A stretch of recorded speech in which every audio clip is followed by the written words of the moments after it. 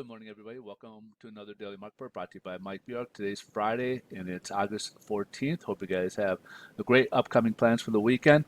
We'll jump right into this because we got a lot of economic reports to go over. We'll start off the retail sales for the month of July. So in June, we had a nice spike after things came back at 8.4%. 8.4%. Forecast come for 2%, and it came in at 1.2%. So it came for July's numbers were a little disappointing, obviously. So we're gonna watch and see if this becomes a trend that people aren't out and shopping and buying stuff. Now, when you take up big ticket items for retail sales, we have a little bit different number. So 8.3% in June was pretty comparable. That helped with the spike. 1.1% forecast, and it came in a little bit hotter at 1.9%. So this kind of tells us the smaller ticket items were the bulk of what's being sold out there for retail sales.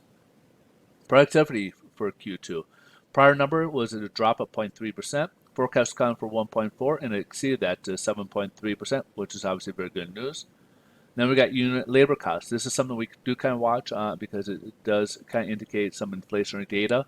We had a 9.8 on the prior number percent, and forecast accounted for 8.7, and it rose instead of going down. It went up 12.2%. Then we got industrial production for the month of July. So in June, it rose 5.7%. Forecast was kind of for 2.7%, and it came a little bit hotter at 3%, which is still good news right there. This kind of our manufacturing kind of helps us show that manufacturing is having an uptick in July as well. Now we got the capacity utilization for the month of July. We see an uptick from this. So we go from 68.5% in June, 70.5% for July as a forecast, and pretty much came in expectations slightly higher at 70.6%. Consumer sentiment for the month of August. We see a slight uptick. We had a 72.5 previous report. Forecast was calling for people feeling a little more disappointed at 71.7. However, they had a slight uptick to 72.8. Then we got business inventories for the month of June. So in May, it dropped 2.3%. Forecast was kind of for 1.2%, and it came in pretty close, a drop of 1.1%. Now let's jump over to headline news.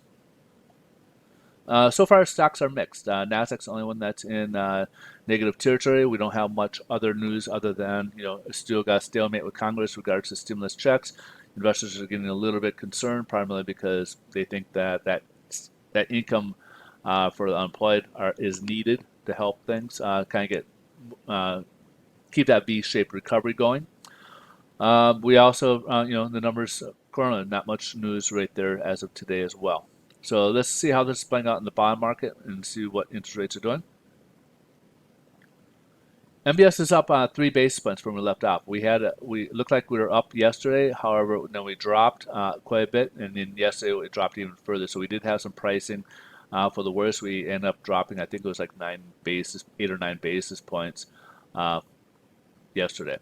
So again, this is something that and right now we're up about 3. So a lot of people had pricing for the worst. We had a reprice yesterday, and then today, based off of yesterday's close, we are about the same pricing. So they really had mortgage rates remain unchanged after yesterday's reprice for the worst. So hopefully that's clear. Yields, as you can see, yields did spike a bit. As you said, we shot way up there, almost going to the new ceiling. However, today we're coming down a little bit, testing this new floor of support, and it's in just under 0.7% right now, 0.70%. So that's pretty much the wrap. Mortgage rates, again, remain unchanged after yesterday's reprice for the wars.